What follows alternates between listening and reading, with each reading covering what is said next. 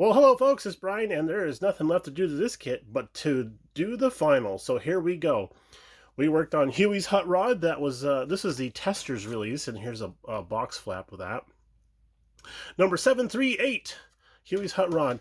This was gifted to us by my good friend Arik Harris, who lives up in Indiana, and we had visited them when we were there at the beginning of the summer, and he gave us this kit. He's like, hey, I think you might have fun with this, and good golly was he right, because I had nothing but fun working on this thing.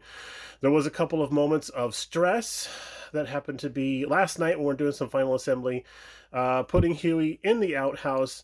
Um, we um, we knew how the arm and the hand and everything, like, because we glued that all together ahead of time so that we could do filing and sanding on all of his joints and seams. And we had figured out that the hand is designed to actually fit through that armhole in the outhouse there. So I had to figure out some angles and all that kind of jazz. But he is so front heavy that it was hard to get him glued in place. So it took us a couple of shots to get him in place. But we finally got it tackled, and he's looking pretty good. We had the kit comes with a blank signboard, which I'm actually grateful for. I like the fact that the signboard is blank, so you can put whatever you want on there. And we are honoring our hometown of Fremont. My aunts and uncles used to tease my parents about living in Fremont, which I don't know why, because it was actually just a suburb of San Jose, and it was pretty boring. So I don't know what the whole Fremont thing was, but there was the Fremont drag strip, and we could hear that from my house when I was a kid. I mean, Sunday mornings I would just sit on the back porch and just listen to stuff. I'm like, that sounds like a Hemi. But I thought a Fremont drag strip would be perfect for Huey to be powering off to. Let's see, the kit does come with this plunger here on the side. That's kind of a nice little touch there. So thank you, kit designers. That was fun. And then these the barrel lids, the cask lids. I thought about leaving those off so we could do some detail on the wheel on the inside, and then I tried them. I just painted them up and stuck them on there, and I thought, oh no, that completes the look. So we're going to leave those on there. And we do have a little bit of graffiti on the outhouse. We added that just a little bit ago. And we got my initials there, BG, and then we go around the backside and we got little BG up there, and then down below we have a kind of a variation of a theme. Instead of saying Kilroy was here, we have Leroy was here. And then on this side here, we have Colonel Reb was here. I apologize if that's not coming up very clearly. But the major change on this kit was his hat. He's supposed to have some sort of straw hat type of deal, and I went with the safety cone. I scratch made this brim here for the safety cone, made some notches in it and stuff, painted it up. I tried painting it fluorescent orange, and oh man, that looked terrible. So we sanded it off and then went back and just did some brilliant orange from Tamiya, and it was perfect.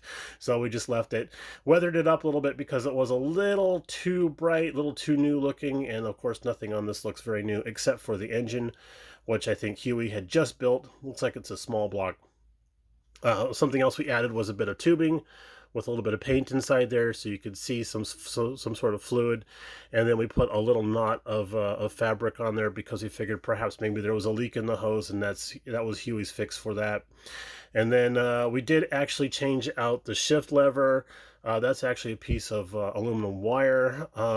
The original one that came with the kit was just a little bit too short for where we had the arm positioned. We wanted that ear of corn sticking up inside of his palm because there is sort of a hollow there for that to rest in. So we figured, okay, that would be cool if we got that in there. And then it kind of helps explain why the fingers are in a dangly position. And then let's see here. The engine, we wanted to make that look like it was something that was freshly made, freshly built. So we left that nice and clean. That's like the only thing Huey cares about is his engine. So so there we go. I I can't look at this thing without chuckling every once in a while. I'm just like, man, this is just cool. We did do a rust job on the pipes on the back there. I thought that would look better because they did look like cast iron type of piping rather than a copper or anything else. And we do have rusting on the, if you want to call that a header, or manifold, yeah, we thought that looked pretty good there too. And then on the jug in front here, I was kind of inspired when we were in Portland. We had gone to an Ace Hardware store just to see if there was any model kits there, and there wasn't. But they had some of these crockery jars there, and they had them, in that classic color scheme. So I thought, yeah, that's how we have to paint ours. And then, of course, we have swamp gas written on there with a backwards P because, Huey ain't up on his schooling. And then just a lot of weathering and stuff on the wood. We didn't want all the wood planking to look alike, so we have some variation going on here and there. But yeah, man, we tried to do the waggly tongue thing, try to have the tongue on the spring. It wasn't working out because of how close Huey is sitting to the engine. The tongue would have been actually like licking that scoop, which would have been, maybe that's how we kept it cool. But just didn't like the idea on there. Oh, and I tell you what, guys, the hardest part of painting Huey here was his eyes. You think, oh yeah, it's just a cartoon character doing the eyes is no big deal. It is. It's a big deal. It surely is a big deal. I had a backup plan. I thought, well, if worst comes to worst, I'll just paint them gloss black, paint some color like to look like leather around the outside edges, and just make it look like he's got goggles on, which probably would have looked cool too. But yeah, it is what it is. I like the eyeball paint job. I've never done that before, so I had to give it a try. But yeah, we had a lot of fun doing this. Oh, and then we got some toilet paper sticking out the back here. We dipped that in white glue, some water and white glue, so that it would have some stiffness, some rigidity to it. So I kind of like how that's hanging out the back there. It gives it a look of speed. So there we go. All right, y'all. We're going to go ahead and sign off now. There's going to be some beauty pictures, if you want to call them beauty pictures, at the end of the video. We want to say thank you to Colonel Reb and Papa Dan for yet again hosting another awesome group build. And we already have a kit picked out for next year, so you can put us on the books for that. All right, y'all. We're going to take off. Take it easy. Have a great weekend, and we'll talk to you again in the next one. Bye now.